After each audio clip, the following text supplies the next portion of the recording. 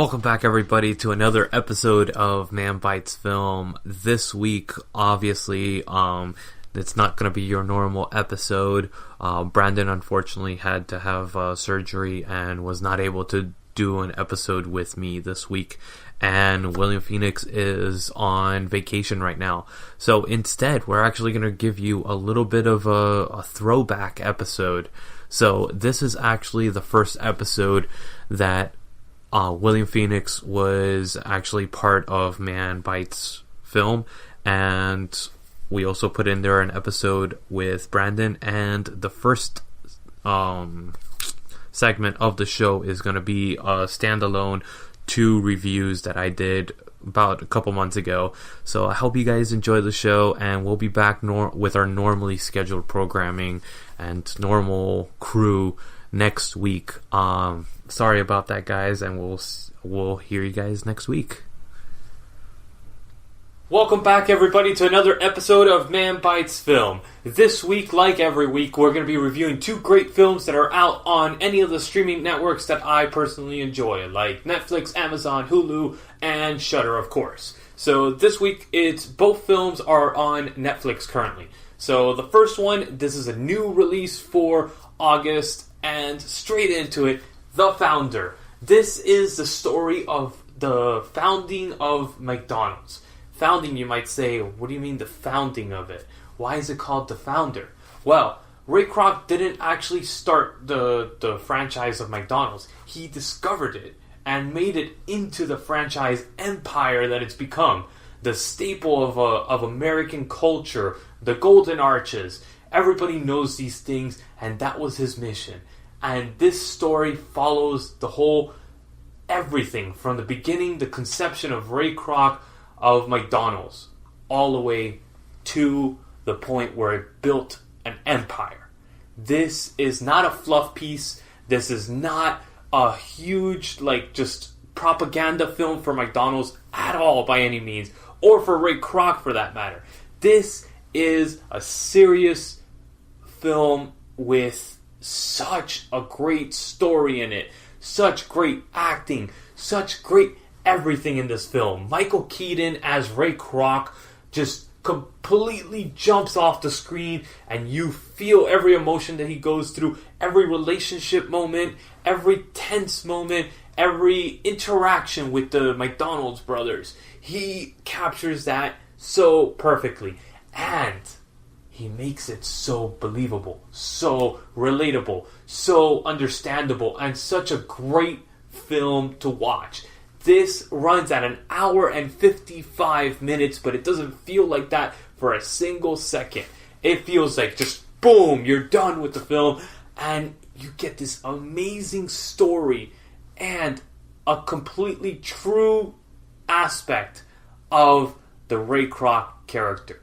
And if you love biofilms, if you love just like Wall Street, films like that really go into the depth of a character that is not the most likable, but it's such a good, just character piece, I guess you could say.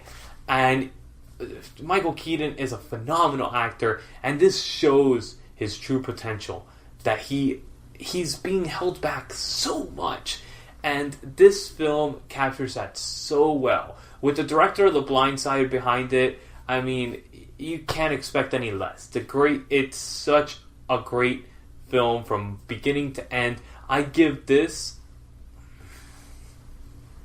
I want to say, a 9 out of 10. It is an amazing movie. As soon as I saw that it was on Netflix, I was like, I gotta do a review about this. Let's do this. So here I am doing it. 9 out of 10. The Founder 2016 film, story of Ray Kroc. So, next one that we want to go into is another personal favorite of mine, and I remember seeing this in the theaters. It's Punch Drunk Love. This is a Paul Thomas Anderson piece. I mean, his films are pieces, because they're slow, they're character-driven, they're phenomenal stories about people. That is Paul Thomas Anderson every bit of the way. Every film that you see of his, they're all character pieces. And he does such a great job with it. That's the reason why he sticks to it. This is starring Adam Sandler, Emily Watson, Philip Seymour Hoffman, and it is a phenomenal performance by all three and every single supporting actor on this film. I love this film. It is very slow. It is very dragging. At moments, if you do not enjoy cinematic pieces, cinematography, the colors, the stylization of the film, all that stuff, then this is a film that's going to be hard for you to grasp. It is not your standard movie that's just... No. It's slow. It drags out the characters, but it builds them. And it builds a solid foundation for every single scene. Every single scene moves the story forward, but it is slow. So I personally really enjoy this film. Again, this is Punch Drunk Love. It's a 2002 film. Runs about an hour and 35 minutes. Directed by Paul Thomas Anderson. I love him, but I think he's overrated. But this film is fantastic. I give it an 8 out of 10. And I really, really recommend this one. This one came out, I believe, in June in Netflix. So it is a recent addition to the Netflix film library. So please enjoy these two great films. The Founder, first of all, and then Punch Drunk Love. Both of these really outstanding character pieces, driven by the storytelling and driven by amazing acting in both of these films.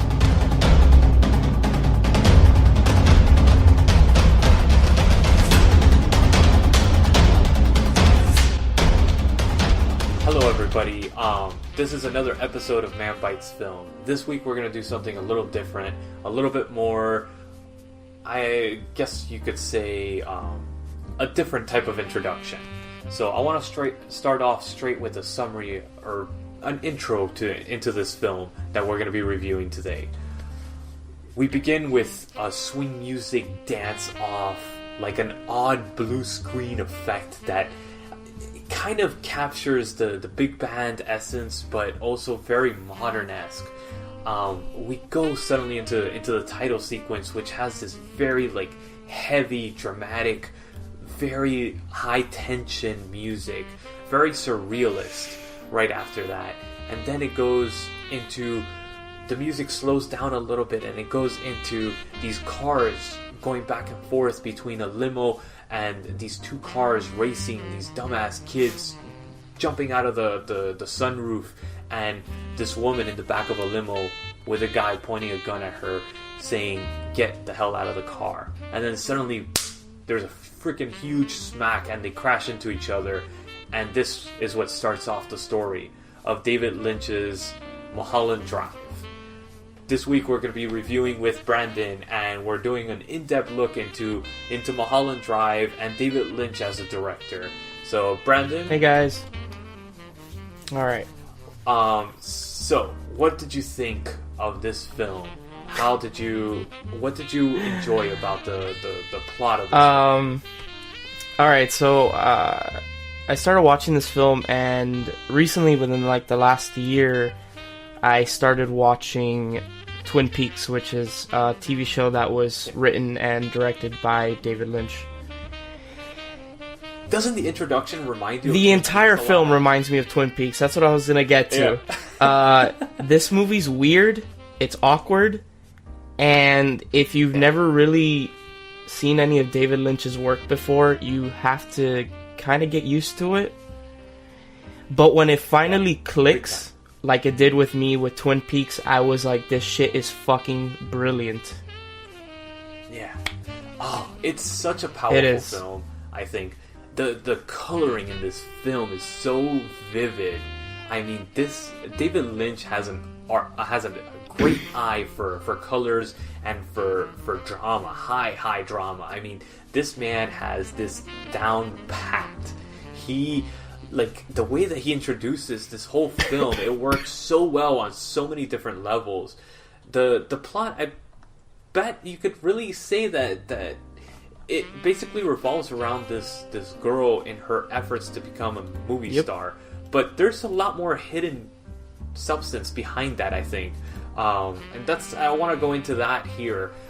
This is not a review if you've never seen David Lynch's Mulholland Drive. You have to watch this first, then come back to us and watch this and maybe get a perspective on it, because I don't want to ruin anything for anybody. So right off the bat, I want to tell you, do not watch this if you haven't seen it. Come back after you finish watching it, but definitely check this out. It's actually really freaking phenomenal. That's why I wanted to do the intro the way I did it. That way you get a feel for it.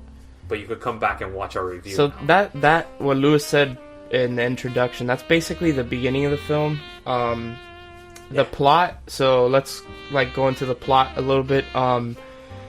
It kind of doesn't make sense at points. You'll be like, what's going on? Why is this happening? And in true David Lynch, you gotta think about it. Twisted. Yeah. Like a surrealist dream. That's what it's very avant-garde. I honestly think it's her in a coma. I don't think so. I think it's all about her in a coma. I think it's all about her from the car accident, and then she falls asleep, and then she wakes up again at the end. No, what I think it is that she does. So, again, I'll say it again. Lewis said it. Spoilers. Like, if just go watch the movie. But, I think she's dead. I think she does kill herself, and I think as she's dying, this is like her fantasy, her world, what she would have wanted her life to be like. Her, like, basically her fantasy, like, this is what the perfect life would have been. She would have been, she would have gone on to become a successful movie star. She would have had a relationship with Rita, with this woman, or Camille, stuff. Whatever. Yeah, I could see that. You know, I could see that, and that's what I find so brilliant about this film, is that the entirety of the film, other than like Rita and Betty's storyline, makes sense, but then there's like little scenes here and there that you're like, what is the point of this? Why is this in the film? And it comes back at the end, just like Twin Peaks. As Twin Peaks is weird as fuck, and they even have that guy from Twin Peaks, the little dude. It's, you gotta get used to it. It's a very interesting film. The way that it develops slowly, and it builds these characters, but it doesn't only build the characters, it builds this whole world around, and you're kind of like, what the hell is the point of that? But it ends up coming back around in some point in the film, and it all makes sense. But it doesn't make sense as you're watching it. It makes sense after you finish watching it and you're doing a retrospective on it. That's when it makes sense as a film as a whole. The film, if you watch it in little segments, doesn't make sense to you whatsoever. But then once you grasp the film, this is David Lynch's films all are like this. To give you a little like perspective on a certain scene that caught my eye. I remember watching the scene where Betty is taken onto the set of the film where the director, let me find it, Adam, is going to be directing his film. And him and her lock eyes for a second. And you think that it's because they find each other attractive, but then you find out that she utterly hates this man. By the end of the film, in the reality of her world, she utterly hates him because he took her lover away from her. And that's like, David Lynch is weird. His stuff is very avant-garde. It's not for everyone, but if it does click with you, his work is really, really brilliant, in my opinion. Not only brilliant, but it sets the tone so much for all these type of films. I mean, if it wasn't for David Lynch's, first of all, Mulholland Drive and Twin Peaks, we wouldn't have Lost, we wouldn't have Fringe, we wouldn't have any of these like very fringe shows to watch, because this man made that popular in the 90s and 80s. And if it wasn't for this man's work on these films, we wouldn't have that art because it wouldn't be known as something that's profitable to the studios. So they would have been, fuck you, get out of here. Exactly how this film analyzes. Actually, this film analyzes something very interesting with the Adam director and all that stuff, getting his film taken away from him, basically saying, you're gonna get this actress. You're gonna get this actress now. If you don't, I don't care if you like it or not. You're gonna have her. And that's how the studio system works. And that's how he's making fun of the studios because of a previous film that he had, which we'll go into later on, about all the life of David Lynch and everything and all the craziness. So one final thing I want to say before we go into characters is my favorite scene in the film is when they go to that silence club. Oh, yes. And that scene where Silencio no hay banda, where like that woman is singing, and it's so. It's so like I literally have goosebumps just thinking of that scene, like the way that he zooms into her face, and like you see Betty and Rita crying as they listen to her sing, and she's not really singing; it's a recording of her or of someone. But yeah, that scene. Oh my god, it has such an impact on you. Yet, what he's trying to say is that the scene means nothing. It has no meaning whatsoever. It's a random scene, and it's completely fake. Yet you feel emotional over it. That's what he's trying to depict. And I love this. This is a big F-U to the studio system. This whole film is basically him saying, fuck off. So... And I love that. I do. I love that. I mean, especially back then when I first watched this film in high school, I was like, fuck the studio, fuck you guys. You guys are out of here. Get the hell out of here. And never watch studio films. Yeah, so... You get over that after a while, but... So then characters, so now we're going into characters. We have Naomi Watts, who plays Betty Elms and Diane Selwyn. We have Laura Elena Herring, that plays Rita, and Camila Rhodes. God, both of them are beautiful in this film. Beautiful in this film. Yeah. Naomi Watts, if I read correctly, this is actually her like breakout role, basically. This made her, and she's an amazing actress. actress. Yes, she is. And this is when she was still looking hot, before she became anorexic and like disgusting. I think she's still attractive, but that's whatever. That's another day. Naomi Watts she's so fucking anorexic that it's like. And then the last character in the film is played by Justin Theroux, who plays the director Adam Kesher. Those are like the most important characters of the film. Everyone else is kind of like just in the background. Oh, but come on, the cowboy, the fucking cowboy, the fucking awesome the dream cowboy that's not really there. Yeah, I love that guy. That guy's awesome. So fucking weird. So and then the guy in the what do you call it? In the restaurant, the diner, the weird looking. Oh, the guy with the really bushy eyebrows. Yeah, he's in the box too. Oh, that guy is so awesome in this movie. I love that guy. Yeah, he's so pretty weird. Overly dramatic. It's so great. Yeah, so those are the characters. Everyone does a really, really good job playing their role. So I don't think there's much to say in that. So I kind of want to go straight into David Lynch. Okay. So I want to start this off first with saying that David Lynch as a director is one of my favorites. Mm-hmm. I mean, this man, I got turned on to him by various people throughout the years, but then finally when I was really into film school and everything, that's when I got like thrown into his work, and I was blown away by his work, especially when you learn to appreciate film for what it is and the art form that it is. And this man takes that art form to a whole other level. I don't know if you knew this, but he was actually like sort of a installation artist type of thing. That's what he used to do. He used to do pop art, like actual visual art. I did not know that. He was challenged by one of his friends. He's like, I bet that's the only art you could do. And then he ended up saying, fuck you, I could do more art than that. So he did a video installation. And somebody in the studio system saw his video installation and gave him the rights to make the first film. Okay. Which was Eraserhead in 1977. yes. Oh, do I continue? Is Okay, I was like, wait, do I continue? I thought you wanted me to continue. Sorry. no, hold off on that one. Okay. Eraserhead is one of the most avant-garde films that he has. Yes. Yet it doesn't have a plot whatsoever at all. But this was the challenge that he did, and this is what he created. Alright? This was his first film. And the film, as an art piece, is fucking amazing. The art design, the everything. I mean, this guy was awesome. He created, like, he saw film in a completely different point of view than any other director up to this point. I mean, this was so good. And then he was like, alright, I bet you can't do a studio piece. What did he do next?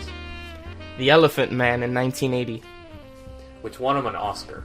The second film he ever did won him an Oscar for Best Makeup and Costume Design. Alright? Or he was nominated for Costume Design, but didn't win. He won Makeup, right?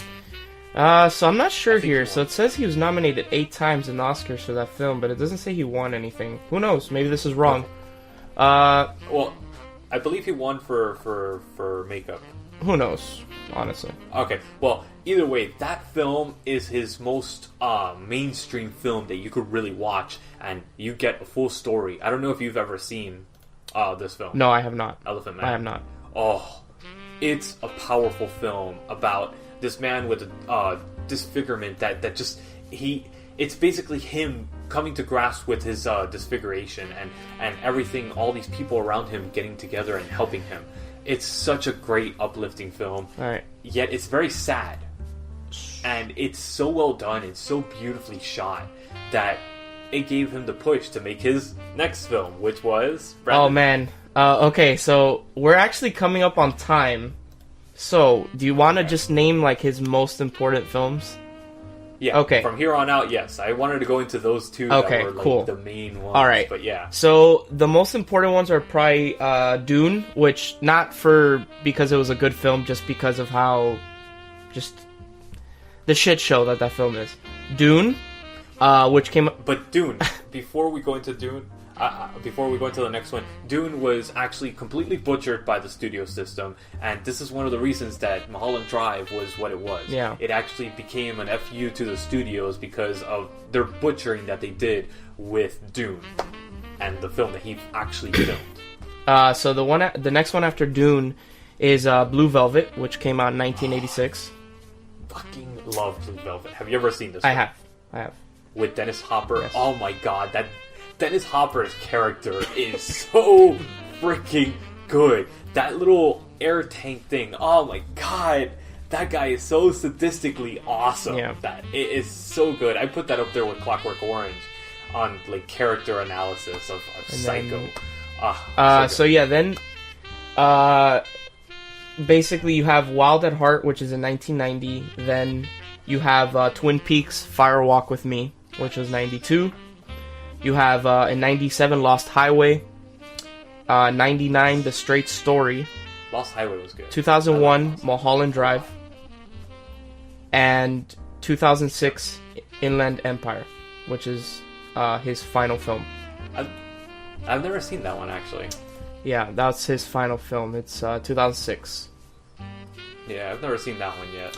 Yeah, so... probably check it out now, actually. I would say probably his most influential films are probably Eraserhead, Blue Velvet, Mulholland Drive, probably Elephant Man, and maybe Dune, even though that's a shit show, but whatever.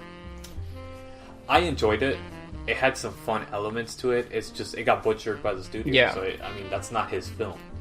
And his film will never be seen, unfortunately. Alright. Yeah, it's... But yeah, all in all, his film career is freaking phenomenal. And, like, he owns the avant-garde end of films in the last 20 years. He's been the driving force.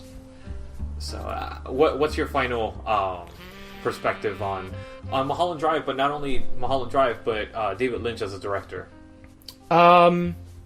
it takes certain getting used to. So I'm talking in general with any of his work. It's weird.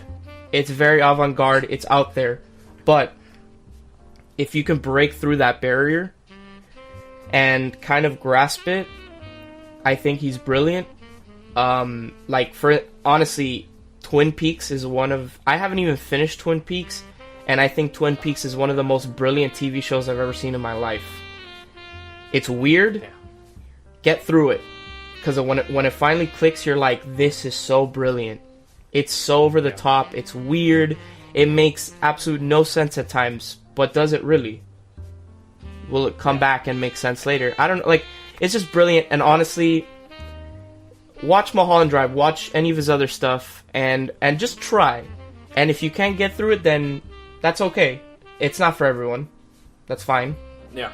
But if you can, like, he's a very good filmmaker, director, writer, everything. Like, just try. And if you can get through it, then that's great. And I think you will really, really enjoy his stuff. And if you can't, then at least you tried, and that's fine by me. Yeah. In my opinion, David Lynch's best film, and this is just my personal opinion, is Muholland Drive. I do believe this is my favorite. And then right after that is Blue Velvet. I love those two films. Blue Velvet especially. I love the type of character analysis into a person that I have no interest in meeting a person like that or knowing a person like that. So Yeah. It's very interesting to see the perspective of a person that lives like that. And as psychotic as it is, I love American Psycho. I love Clockwork Orange, obviously. So it's like, those are the type of films that I like, because they give you a perspective, an insight into the mind of a person that you will never want to associate yourself with. Yet it's so interesting and intriguing to see their life. That's what good filmmaking is. It makes you fall in love with not only the characters, but the story that's being portrayed on the film. And David Lynch succeeds in that 100% in every film he's done. Yeah. He makes you feel for the characters. Even if there's no story, like in what do you call it? Eraserhead? Eraserhead. There's a story, but it's barely there. It's barely functional, but you feel for his character, which is what film is about. It's emotion. So please check out David Lynch's films. Muholland Drive is streaming on Netflix, so it's very easy access.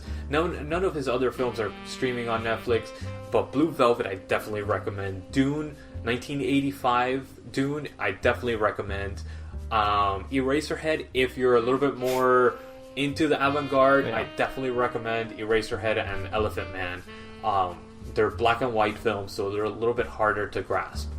So it's a little bit more of a stretch. But if you enjoyed Muholland Drive and all these other films, you will definitely enjoy those. Yeah.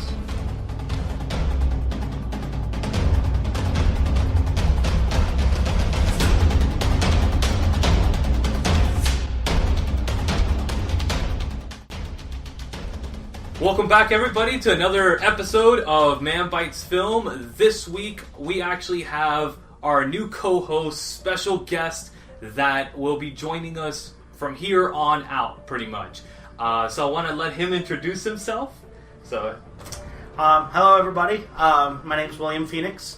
I am very honored to being able to jump on here and being able to be a co-host on something that is both a passion of ours, talking about movies. Definitely. And, we were just talking outside. We spent an hour just talking about all different kind of movies, and it's when it's a passion, why not make it a hobby and have fun with it? So, for some of you that may know me, I have started doing cosplay earlier this year, and I have started with Jacob Kowalski at the Celebration of Potter, and it's fucking phenomenal, freaking awesome, spot on. A lot of people have also gotten to know me as Dr. Hammond from Jurassic Park, the dinosaur that chased me all across MegaCon. We'll link that down below for sure. The dinosaur follows me everywhere, I swear. I'm going to go to New York Comic Con in a couple of weeks, and it's going to be there. I know it's going to be there, but hasn't caught me yet. I may be old and fat, but I'm still faster than the dinosaur. But like I was saying, I'm really glad that he gave me the offer of coming on as a co-host and being able to talk about movies and getting opinions and talking about it, because a lot of people just sit there and be like, oh, yeah, okay, I have no idea what I'm talking about. But when you get somebody that's like, oh yeah, and go back and forth, it's like, yes, somebody knows what I'm talking about. So as my first movie, I was given the choice that I could pick anything I wanted, as long as it was streamlining as always out there on Hulu, Netflix, and whatever else. And as luck would have it, Saw. Actually, the entire Saw series is actually streaming right now on Hulu. And Saw was one of those movie series that call it a slasher movie if you want it, but I followed from the beginning, kind of like Halloween and Michael Myers, obviously Halloween, but Nightmare on Elm Street, the good ones. And at first I thought it was going to be like a standalone movie, which was like really great the way that it was made. And then 6 months, like 6 more movies or 7 more movies. Now there's another one coming out. Yeah, in a month or so. And Halloween Horror Nights actually doing a house this year as well, which I don't know if you've seen it yet. I got the chance to go through it. It looks really good. Not the Saw one yet. Not the Saw one yet? But I've been able to do Ash and Shining, and that was freaking awesome. I like the Ash one because it was very campy, like Ash. Yeah, we'll get back to that. We'll get into that one. The Saw one, they touch on like the major traps and everything, which was I liked it. Is it like the best one out there? Probably not, but it was very, very well made. But Saw came out in 2004, directed by James Wan, who ended up going on to do cult classics, if you want to call them, or movies like Conjuring and Insidious, along with Lee Warnell, which plays one of the guys, the young photographer in the Chamber. Carrie Elwes, I can never pronounce his name right. Horrible with names. I go with the guy from Robin Hood Men in Tights, because that was one of these great ones as a kid I watched and I absolutely loved. Me too. He plays the doctor in it so much. And then Tobin Bell is in it, which we all know from The Firm, one of his big casts that he had. And Danny Glover also has a small role by Danny Glover standards, but a good one at that. I think he has his own cult following already, just himself. He does. I mean, and he wasn't too old for that shit, apparently. Cause well, look at Morgan Freeman. The guy's still out there, too. Yeah, Morgan Freeman's the voice of God. I mean, that's... Quite literally. The day Morgan Freeman passes away, we're going to be like, what do we do now? It's going to be raining all day, that's for sure. The penguins will march no more. But what I liked about it is that it's a different take on it. It was very the budget wasn't like millions of dollars. It was relatively a small budget for the first one anyway.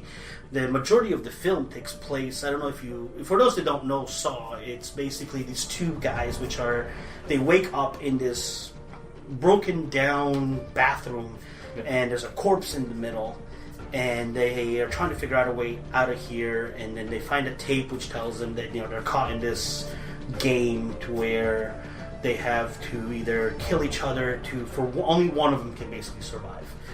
And the majority, although it's not a linear movie, it does have flashbacks, and there's also other stuff happening throughout. Yeah, but the first one's pretty linear. I don't think really...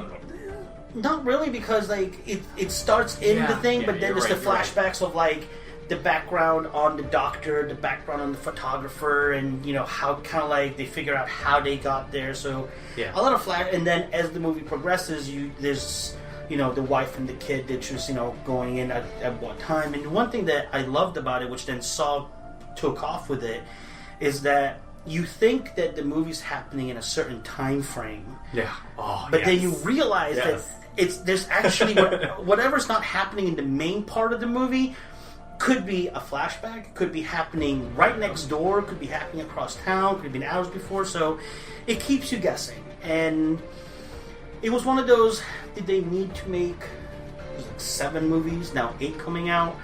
I don't think that they did. It became more of a let's see what else we can do. Yeah.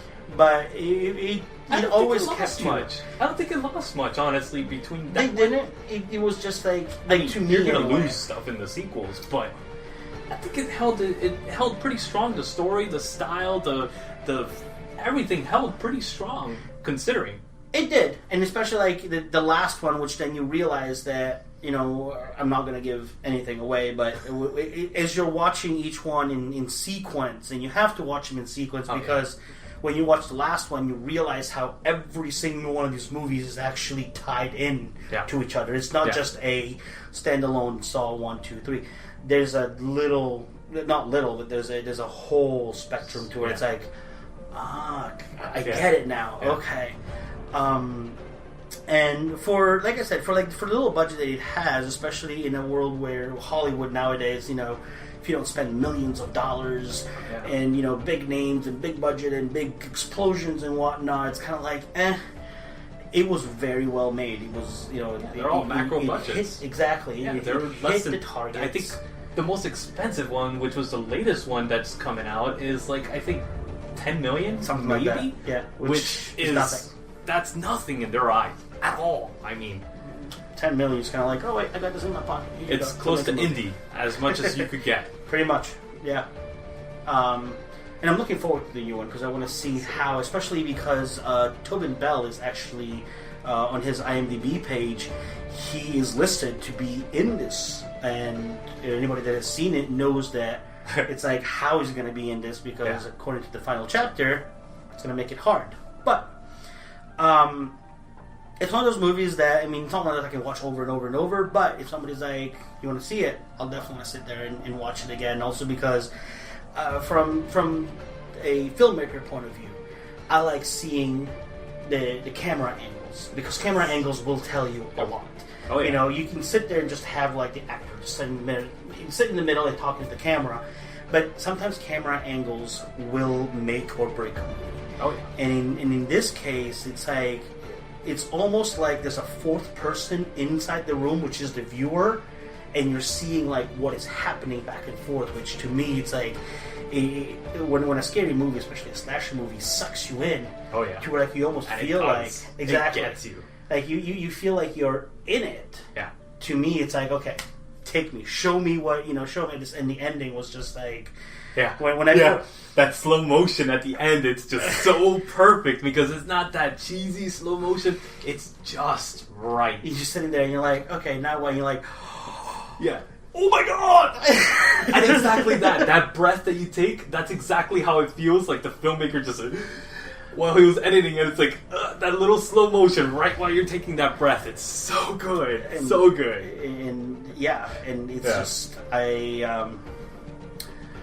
I'm glad that, you know, they greenlit a movie like this, because scary movies, to me, the only thing in scary movies that really get me is like the little sing-song voice of children in the background, which it has a lot in, and I'm going, please stop. But you know, slasher movies, you kind of like know what to expect nowadays, especially, you know, when it's like, okay, somebody's gonna die, but it's usually the black person first. Exactly. Which this actually was not the norm. Yeah. This actually broke that mold too, because he's not the first one. But stereotyping 101. Yeah, right. But also because it's like you know, I think it's the doctor that actually says it. It's like, technically, Saw is not actually. If somebody makes you do something that you potentially die doing, is that person really a murderer?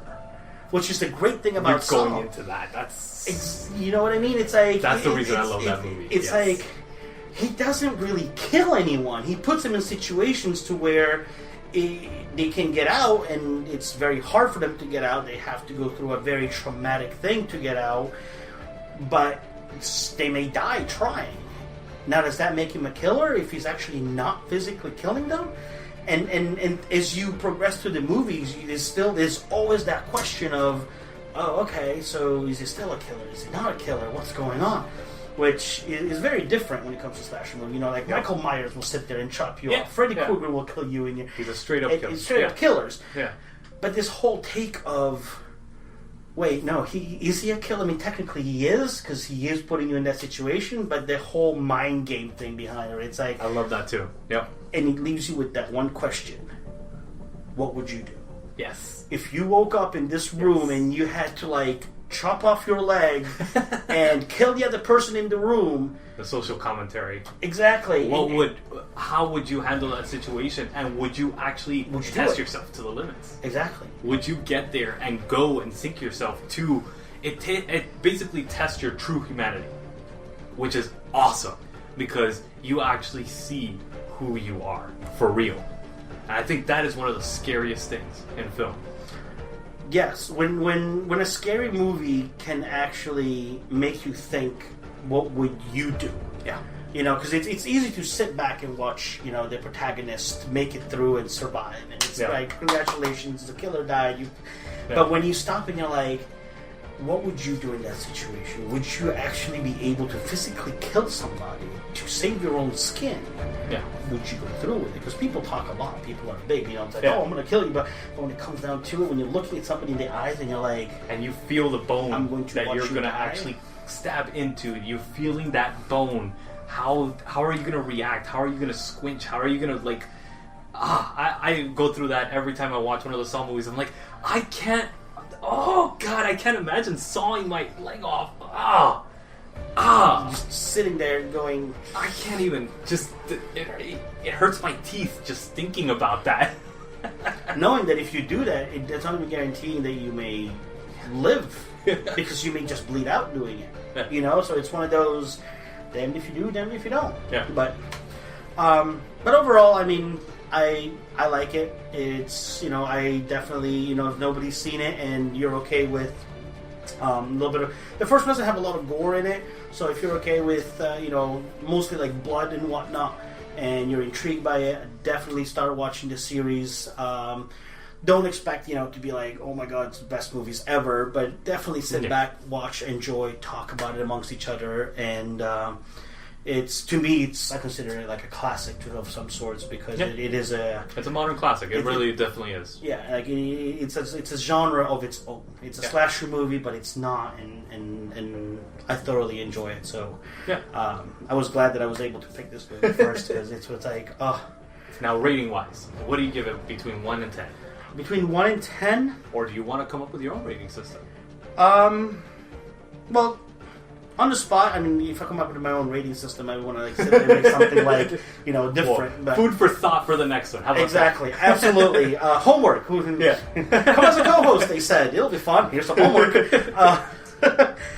Between 1 and 10, I would probably give it like a 7. A good solid 7. Because, I mean, like, not the best scary movie ever, but...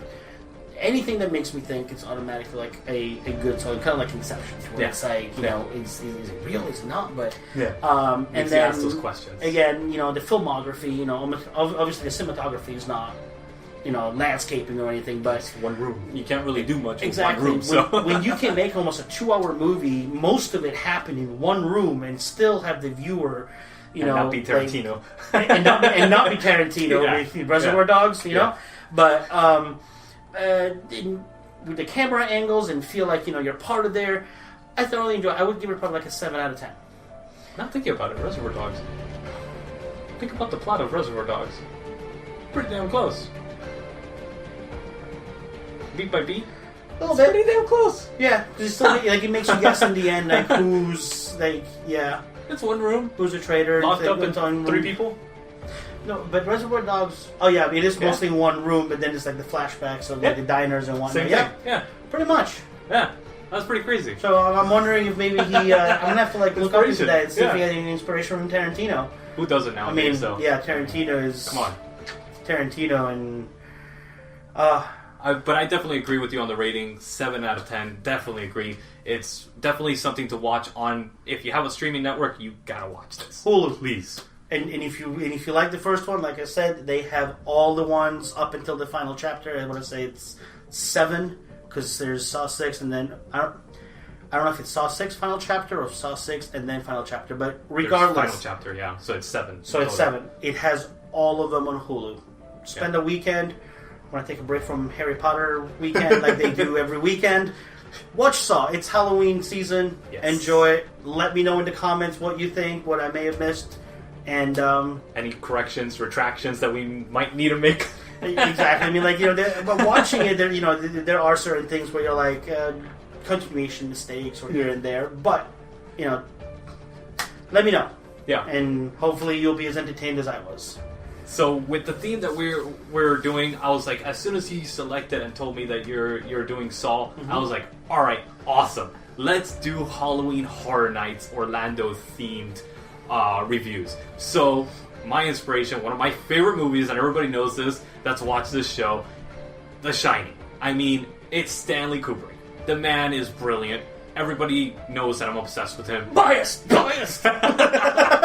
So, The Shining, I definitely chose it. I was like, perfect, let's do this. Also, the the huge world that is Saw, the Stephen King movies, they all have the same thing. Stephen King, every single movie of his intertwines with every other movie. Mm-hmm. It intertwines with Christine, Tommyknockers, The Shining, even the chef from The Shining is actually one of the main characters of the black dude's father. He's best friends with the black dude's father. Oh yeah. Yeah. So it's very interesting how that whole world intertwines, and I was like, this is a perfect concept as well, because The Shining basically is a slasher film.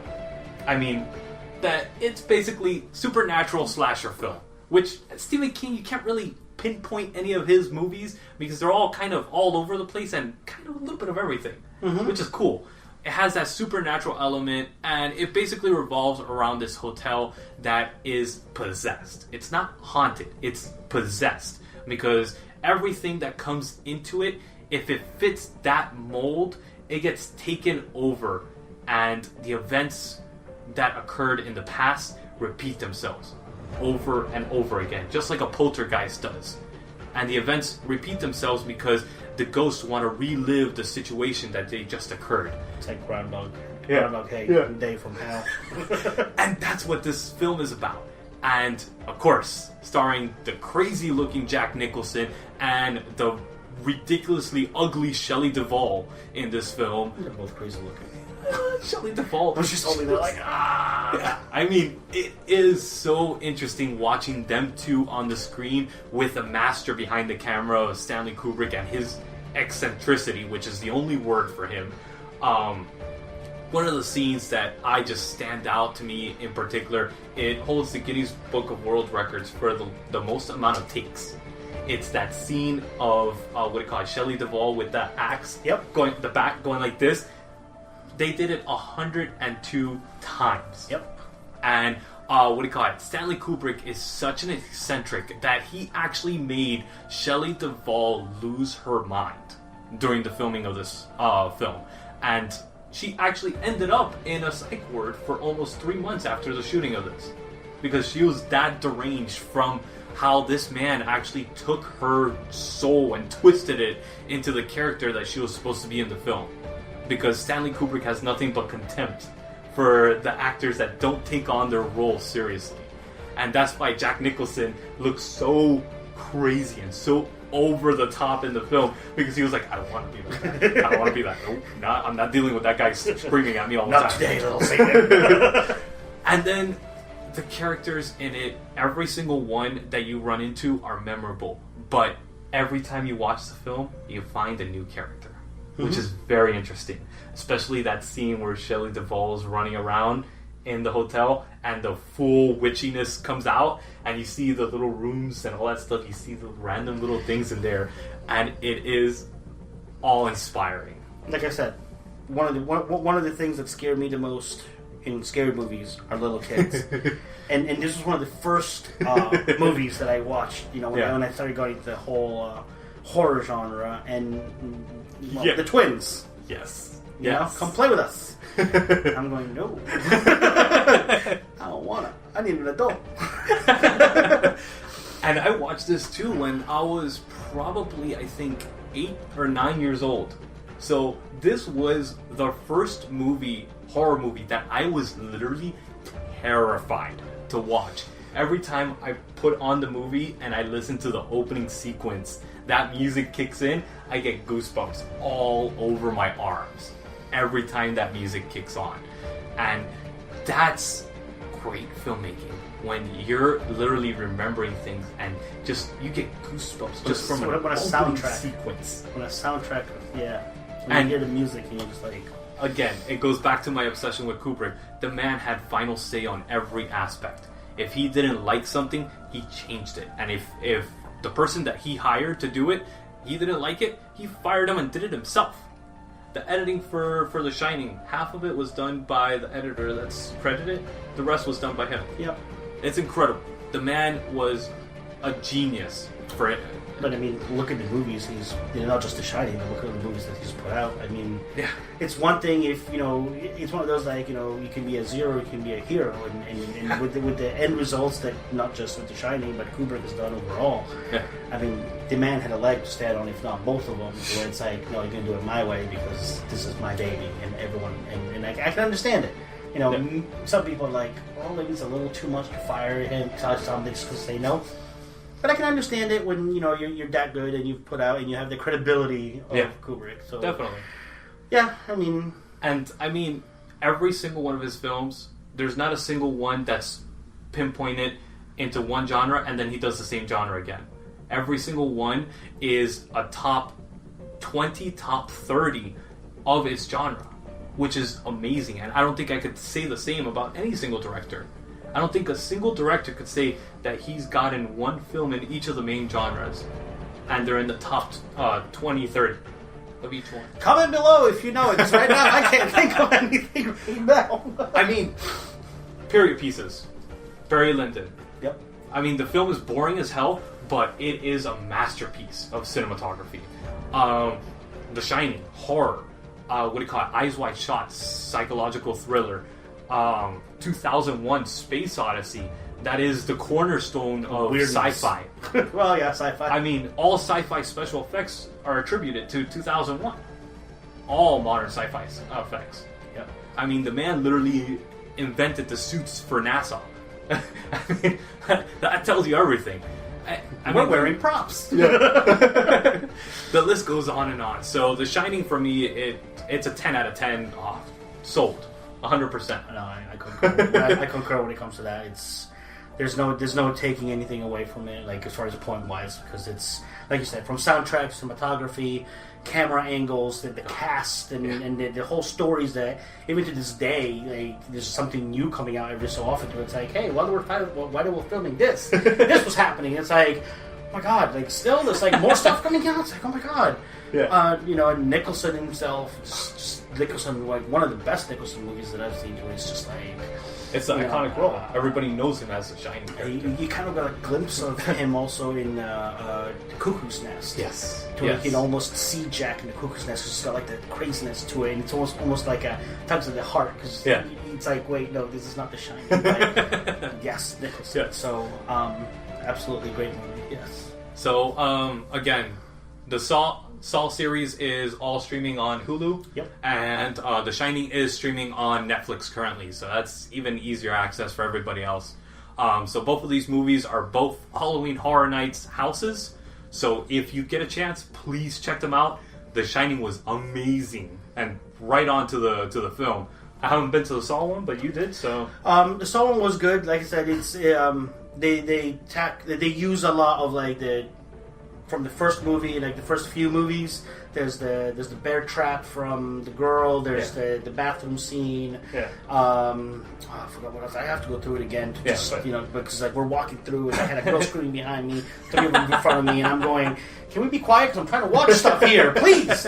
And forgetting that it's like they're there to get scared. I'm there to watch the sets and going, oh my god. Yeah.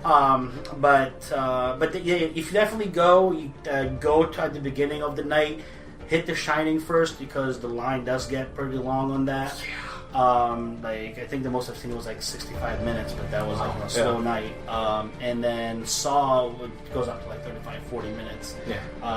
Much smaller house. The Shining, literally, if you've seen the movie, it basically opening, like that opening is it so hits good. Every major point and scene of the movie. Yeah. It is a timing, what's called a timed house.